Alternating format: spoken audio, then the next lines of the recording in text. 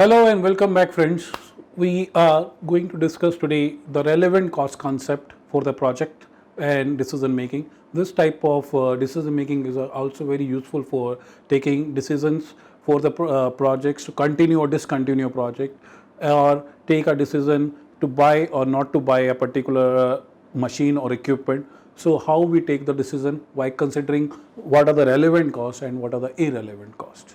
So by the end of this session, you will able to identify what are the various relevant costs and what are the various relevant income to be considered for decision making, and we also try to identify opportunity cost and relevant opportunity incomes which are there available, and then we'll take some short-term decisions just like whether to continue the project or discontinue the project, make or buy, closure of a project, or a special price to be offered to the if a special price consideration has come to sell a product at lesser price, should we accept that particular option or not. That type of decision we take with the help of relevant cost and relevant income concept. First thing is, what is relevant cost? So relevant cost is the future cost and the future revenue that will differ from among the alternative course of action. So it is a prediction of the future, not a summary of the past.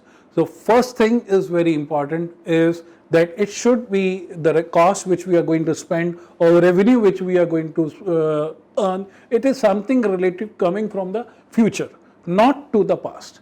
Because we are going to take a decision about the future, we are not concerned about the past. So relevant cost and relevant revenues are only considered while looking into the future only. So anything to consider that is a relevant cost or relevant income to us, it must fulfill three criteria. Now what is three criteria? It is not only one criteria it has to fulfill. It has to meet all three criteria together. The first criteria is incremental, that is extra. So there is an increase in the cost because of, or increase in the cost or increase in the revenue in the future from my decision which I am going to take today.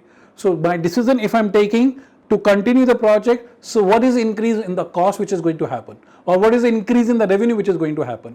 And second criteria which is important to me is the future, that it should not all be increment, it should be increasing the cost in future, not in the past. So that is future. And the third and the most important thing is cash.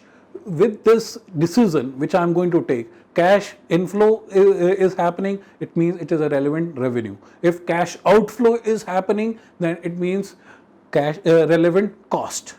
Let's take what are various types of relevant cost. So first is avoidable cost. So it is incurred if the course of action is being followed. So this is the cost which we can avoid if we don't take this action, but if we are taking this action, it means this course of action we are going to follow, then it is going to have a cost. This kind of cost is also called incremental cost, which is there.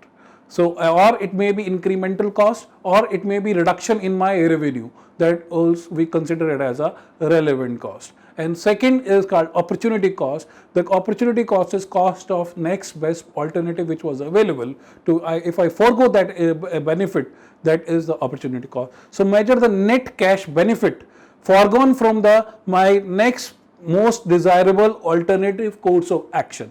So if I am foregoing one particular amount of cash, that is a cost to me. That revenue which can arise to me, but I am not taking that revenue into consideration. I am leaving that revenue to be earned. So that means this is a relevant cost to me. Now, what is relevant income or the relevant or opportunity cost or opportunity income? Opportunity cost is cost opportunity lost, the benefit lost by not taking an alternate course of action. So it's a cost of next best possible alternative which was available, as I mentioned last. And then opportunity income, the cost saved by taking an alternate course of action. You were supposed to, you having alternate course of action, and you taken that course of action by which you are able to earn some revenue. So what revenue you are going to earn, that is called opportunity income. That becomes basically relevant income for me. So while taking the decisions, we always keep in the mind that stock items, let's take an example of stock items. Now stock items which are being, which are used past, but now they are having a still relevant, they will be used in the future also, but they are still lying in my stock. So what will be the cost which will be considered? We will be considering the replacement cost of that particular thing. Means let's say stock is there lying in my stock, and the stock, this can be used in the other places also. So what is the cost if I continue to take a decision now? So I have bought the stock at 14 rupees, let's say, but now if I go and buy the stock at 16 rupees, so what should I consider is a relevant cost to me? Not the 14 at which I have bought. I will be taking the cost which is a replacement cost, that is a 16 rupees is the cost, so I'll consider 16 rupees. And the stock which has no alternative use, which we have to throw it otherwise, and which is not being useful in my particular project, so that stock becomes an irrelevant cost. So it will be basically what will be considered is scrap value of that cost is the cost which will be considering, and the whatsoever you have spent in the past is the history. So that is not to be going to be considered at all. What is irrelevant cost now? These are the costs which are not relevant for the decision making.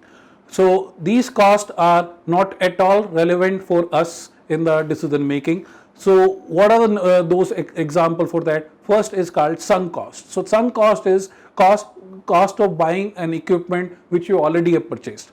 Now suppose you purchase a machinery which was costed around 8 lakh rupees or 10 lakh rupees. That is a sunk cost because you have spent money. Now you cannot recover that money back, and which we have already spent on the project. That is not going to be useful for me in my decision making at present, because I am concerned about the future. This is decision you taken in the past. So this become irrelevant cost. Second is committed cost. So what are committed cost? Cost not having paid, but having a legal obligation exists to pay in future. In other words, we have to pay regardless of the decision. So even if that is a committed cost, whether you continue business, not to continue business, the salary of the director of the institution, salary of the permanent staff, you have to pay. That is a committed cost. So that becomes irrelevant to you in your decision making, because that is a committed cost which you have already, whether you continue this project or not to continue this project doesn't matter to you. So this is committed costs are also not considered in the decision making while taking the long decision for the future. And same is the notional cost. Now these are the not real costs which we are having. So here in those kind of cases, here there is no actual flow of cash which is happening. So those expenses are called again notional expenditure, are irrelevant. Example for this could be office overhead, which is just an entry which is being passed in the that on every project you put a 10% office overhead. So office overheads are not anywhere paid or received by anybody. So that is basically amount which is being charged. So they are notional in the nature. So we don't consider them in our decision making. Same way, depreciation. Depreciation is a annual charge which we are putting onto the in our balance in our profit and loss account, or we are deducting in our balance sheet, where actually there is no money is flowing in or flowing out in this particular case. So they are irrelevant in our decision making. So let's now take some of the decisions which we need to take generally, and what are the relevant costs for them and what are the relevant income for them. Let's say we are going to take a decision about continuing a project. So in case we are taking a decision on continuing a project, relevant cost to that is future payment which we are going to make, and the opportunity cost which we have lost. So that is the relevant cost to me. And relevant incomes which are there is future receipts and opportunity income, if any, is going to be there. So that is something which we will be considering. And same way, if we are going to take a decision to make or buy, you should make it or buy it from outside, just like outsource something. So in those kind of decision, what is relevant cost is buy in price. If I buy it, so what is the price which I am paying to it? And what is relevant income? Saving in the manufacturing cost. How much saving is there if I don't manufacture and we just buy it? How much saving is there in my manufacturing cost? So that is a relevant income. We compare these two.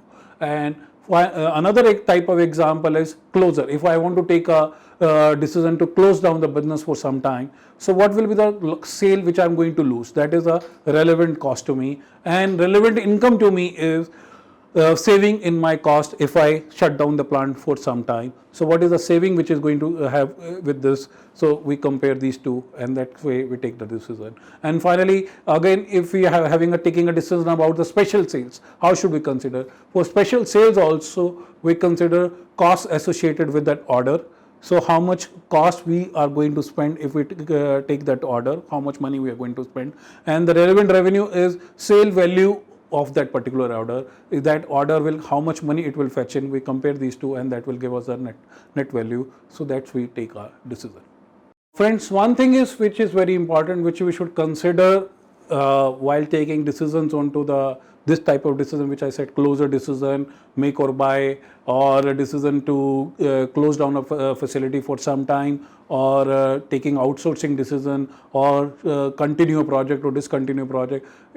We were talking only about the financial factors. There are non-financial factors which are equally important in the organization. So you are manager, you are not an accountant. Accountant will just look into the financial figures. Finance managers just not look into the financial figures. They look onto the various other qualitative factors which are get involved. So qualitative factors are equally important. The stake of the organization, the goodwill of the organization by doing that particular project, or continuing that particular project, or the social contribution which you are doing while continue to do the production. So that those factors which you can't quantify, they are equally important. Just not take your decision on the basis of those factors, but at the same time you should have a qualitative factors also into the consideration while taking the decisions. Thank you very much, friends. Hope you have enjoyed all these sessions. Thank you very much.